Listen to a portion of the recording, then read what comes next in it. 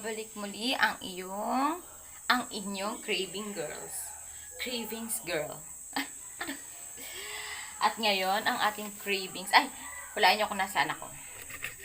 Nasa vacation ako ngayon. Nandito ako ngayon sa aming simple and humble place. Bagong gising. Dahil bagong gising tayo at nag-crave tayo sa champurrado, yun ang ating lulutuin. Ito ang ating malagkit na bigas at kokwa. Tapos yung condensed milk natin, nandun pa sa loob, hindi pa natin. Nandito tayo sa ating dirty kitchen. Wow! May pa dirty kitchen! Dito. At nandun sila sa loob ng bahay. Now, let's start to cook champurrado. Ngayon, sasandok lang tayo. Wala tayong pansandok, guys. Kaya, kumuha na lang ako ng mug na pangsandok. Di ko alam kung gaano kadami.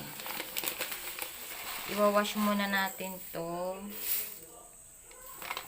Okay. Yan. And then, wash na natin. Masyado mababa yung and then, after natin i-wash, maglagay lang tayo ng tubig na mas angat. Hindi ko alam. Tansya-tansya lang tayo, guys.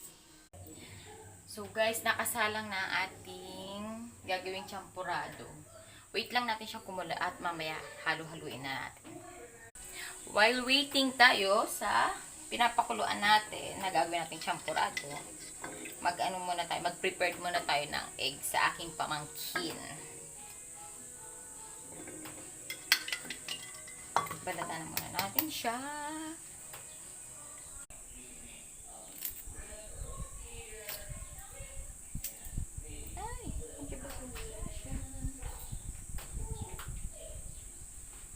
Ay, hindi pala perfect ang laga.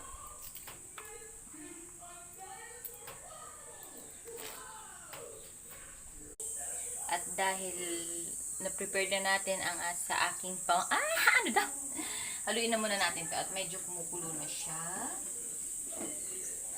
Haluin.